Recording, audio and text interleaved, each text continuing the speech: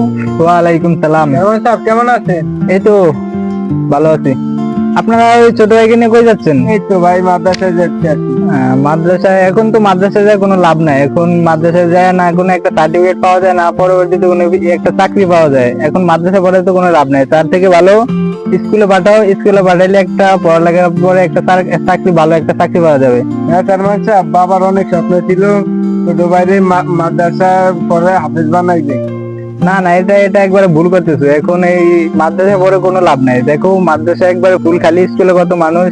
কারণ স্কুলে পড়ালেখা করে সার্টিফিকেট পাওয়া যায়, সরকারি চাকরি পাওয়া যায়। এখন যদি তোমরা কি করতেছো, এখন মাদ্রাসায় পড়ে তার জীবনটা একবারে পুরো তোমরা ধ্বংস করে দিতেছো।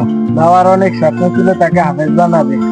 আচ্ছা দেখো তোমরা, এটা আমারটা আমি বলছি, তোমরা দেখো, চিন্তা করে দেখো। আচ্ছা যাও। আচ্ছা আচ্ছা, ওকে।